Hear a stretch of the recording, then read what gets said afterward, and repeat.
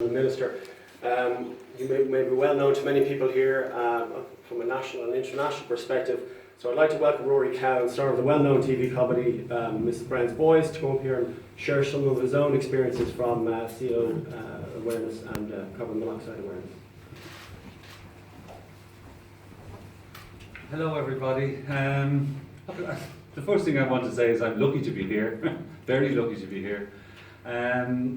Christmas 2014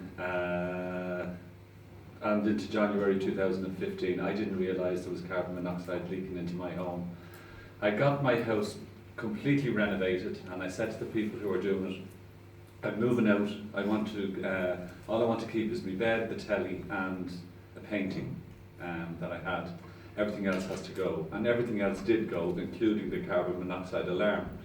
So when I moved in, I just didn't think that I need to get another alarm or check the alarm. It just never crossed my mind.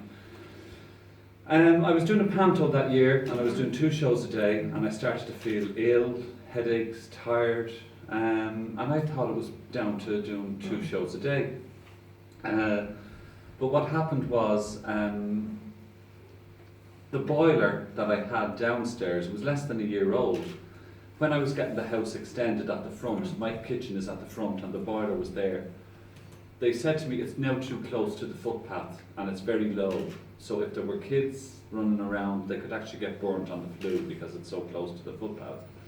So it had to be moved somewhere else. So I put it upstairs in the front bedroom against the wall. And I got one of the Bord Gáis approved installers. The builder had got recommended one and I got him and he installed it. Unfortunately, he didn't install it properly and the carbon monoxide was coming back into the house. It was an accident, it wasn't deliberate, it wasn't whatever, it was just one of those things.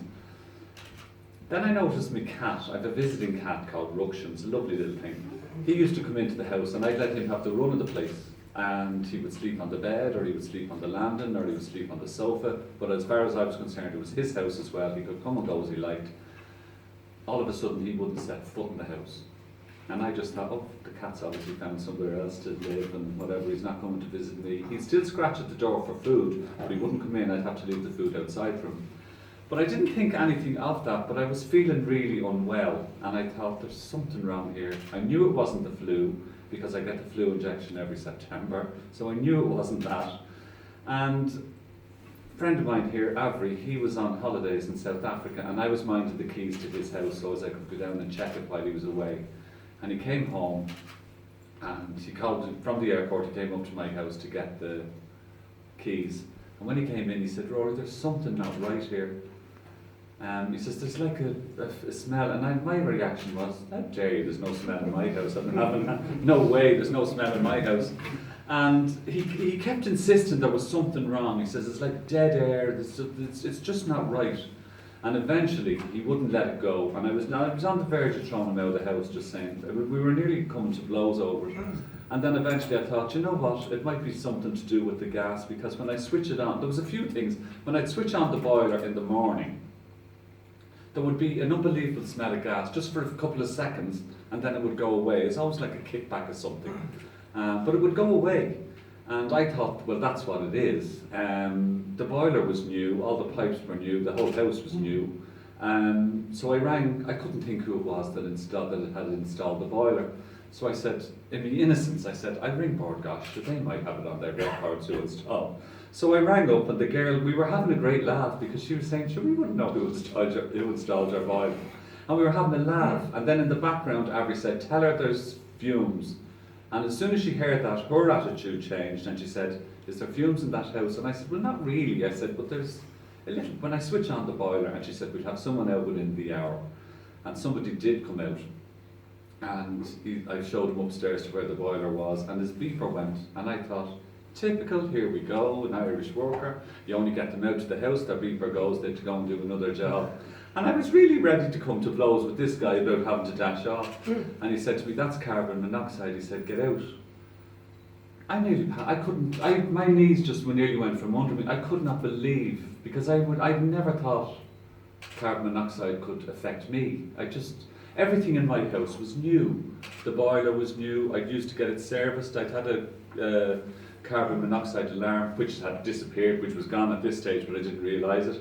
I really never thought that it could happen to me. And he went out and he said, right, he switched off the gas at the mains. He says, until this is sorted out, he says, you've got no gas. And my first thought was, it's winter, I need heating and I need hot water and stuff.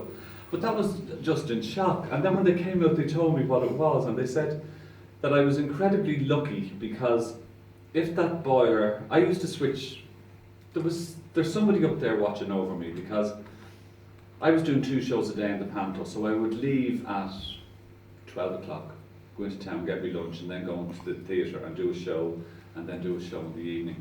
I would switch on the heating in the morning, and then I would go, leave the heating on. I didn't know how to use the timer. Thank God I didn't know how to use the timer.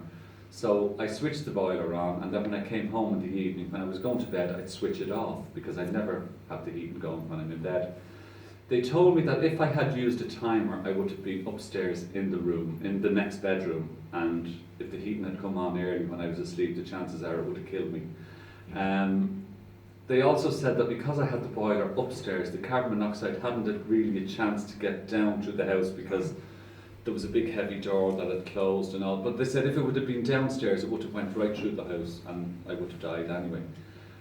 So I got a new carbon monoxide alarm in, and then I got the people out from Bordgosh to come and check that a new boiler, I just said, I'm not having the old one, I want a new one now, and I want it installed properly. And they came out and everything was okay. But they did tell me that I was incredibly lucky, but there was lots of different luck, but you can't depend on luck. I was very lucky. I was lucky that I wasn't there, I was doing 2 shows a day. I was lucky that I switched the heating off at night. I was lucky I didn't know how to use the timer because I would have had it coming on at 8 in the morning when I'd be getting up at 10. I was lucky the boiler was upstairs and not downstairs. But all these things were accidents. They weren't planned. I had no, but it was, you can't depend on the luck that that things are going to work out. So what I would say, I would implore everybody, like everyone knows you've got to have a smoke alarm, and most homes do. But sometimes you can get, if there's a fire in the house, there's a chance that you're going to smell smoke or you'll see smoke. With carbon monoxide, you have no chance unless you have a carbon monoxide alarm. That's the only thing that's going to save your life. You really do have to get one. And you really do have to get your boilers checked every year. It's only about €90, and it is an extra cost, but it's only €90, and your life is worth more than €90, so get it done. And if you've got like chimneys, get them swept and stuff like that. But please, I would implore everybody, you've got to get a smoke alarm or a carbon monoxide alarm, because it is the only chance that if there is a leak in carbon monoxide, it's the only thing that's going to give you any warning. You're not going to smell it, you're not going to taste it, you're not going to know it's there. I didn't know it's there, and I'm not a stupid person, I'm quite intelligent. And I do get all the mod cons things in the house that I get there and all the safety things. It just slipped my mind that I didn't have the carbon monoxide alarm when I got everything done. So now I have the alarm, I'm testing it regularly. I've one downstairs as well, so I've got 2. But I mean, if you can only get one, get one. Everyone make sure you have one. Because there's no other warning that's going to save your life. And for the price of a carbon monoxide alarm, I mean, it's not expensive, but it's the only thing that will let you know that there's carbon monoxide leaking into your home. So that's why I said I'm very lucky to be here. But you can't depend on luck with your life. You've got to put the things into place that can help save your life, because nobody's going to know if there's carbon monoxide in their house. And one person dying of it is one person too much. It is preventable.